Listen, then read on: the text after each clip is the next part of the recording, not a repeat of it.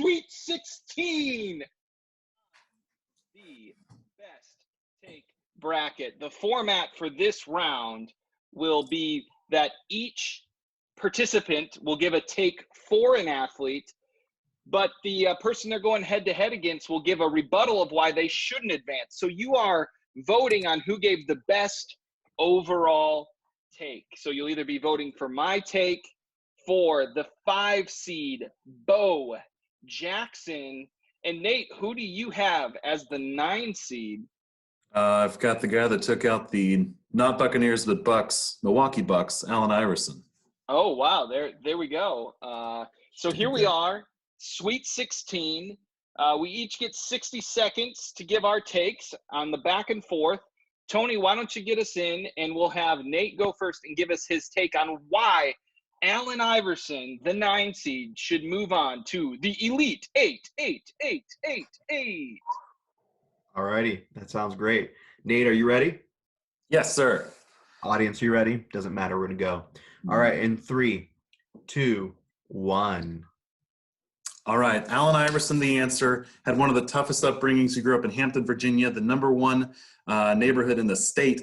Drugs and murder for 15 years in a row. His father was arrested in front of him at the age of 13. He was wrongfully arrested and convicted of a brawl and tried as an adult at the age of 17, when later video evidence surfaced 5 years later showing that he actually fled the scene before the fight actually started. Tim Donaghy admitted in his book, this guy that was arrested and tried for fixing NBA games, that an official, Steve Javie, actually said that he 30 seconds. Hated Allen Iverson. He's a fighter forever. Aaron pointed out a few rounds ago, he's 15th all-time in steals. He's 29.7 points, which is second all-time in scoring average in the playoffs.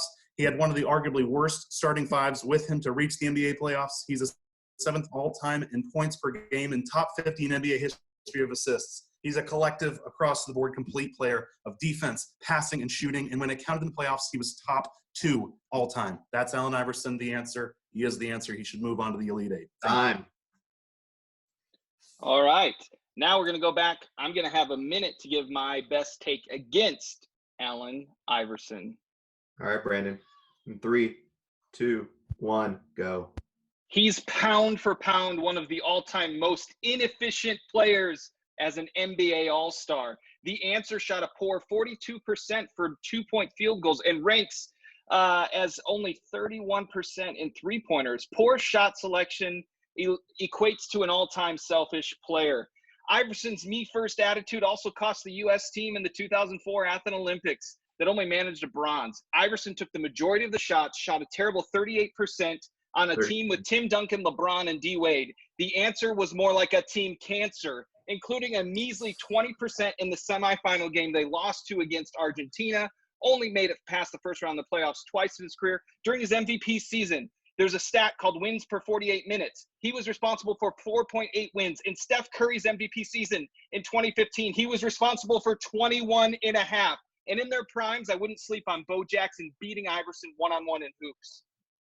Time. All right. Whew. The answer, the answer. The answer to the answer. All right. Now, my take for Bo Jackson on why he should move to the next round. Tony, how are you feeling about Bo Jackson right now? I love the fact that you, probably one of the most anti-Bo Jackson people out there, have to give a take supporting my man Bo. And let's see what you know about Bo here, Brandon. You ready? All right.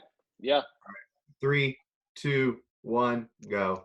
He made the impossible seem effortless. Iconic moments. Team player, 100% focus on baseball, then 100% on football. Hit a home run off Nolan Ryan that flew 470 feet and broke the stadium chair in half. Tied for the most home runs in consecutive at-bats with 4. First NFL TD, he broke a guy's collarbone when he ran over him. Bo is the only player in NFL history to have 2 TD rushes of at least 90 yards. He ran over the Boz, the Monday Night Football rushing record of 221 that still stands today. Stood flat-footed and launched a ball 300 feet from outfield, throwing out Harold Reynolds at the plate in the 10th inning. Olympic qualifying time, 100-meter dash at 10.4. Get this, 220 pounds, ran a 4.13 40-yard dash, running 25 miles an hour. Usain Bolt would run it in 4.1. He was a Formula One engine in an 18-wheeler. Jackson averaged the most yards ever per carry out of a group between 25 and 28 in their peaks with at least 500 carries and averaged 5.4, the best all time in that category in age. Time. Bo knows who to vote for, and now so do you. That was like music to my ears. Yeah. All right. That was something. So here we now have 60 seconds. Nate giving his best take against Bo Jackson. All right, Nate, be kind. 3, 2, 1, go.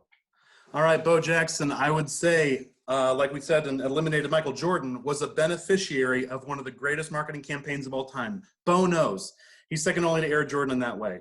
Tony Mandrich is who I would compare him to. He was an all-time great offensive lineman prospect. Brandon, you're a Packers fan. He was one of the worst offensive linemen you guys ever had. Pick number 2 overall, didn't really pan out. He's basically a Michael Bay film. He's all explosions and booty clips, but he's got zero plot and truthfully no point. His moments were on a Monday Night Football game against what I would equate to today's world as the Jacksonville Jaguars back then with the Seahawks. They sucked. He was an All-Star Game MVP. That was his high point. Okay, you got bottom lines. You got a bunch of stuff, but here are some factual information. He's a .230 batting average the last month of the year in a playoff push when the Royals missed out in 1989. His best season is comparable only to the baseball playoff greats of Hunter Pence and Adam Jones. What a significant person. One Pro Bowl, rivaled by Vince Young, Elvis Gerbach, and the great Cleveland Brown quarterback Derek. He's got one playoff. Does that stop? Yep. Oh. All right. There you have it. Nate's best take against Bo Jackson. So you're voting either for my overall take for Bo Jackson advancing and Allen Iverson saying see you later, and Nate's take for Allen Iverson to advance to the next round and his case against Bo Jackson. Welcome to the Sweet 16, baby. How sweet it is. And thanks for joining us. Vote, vote, vote. We'll see you next time.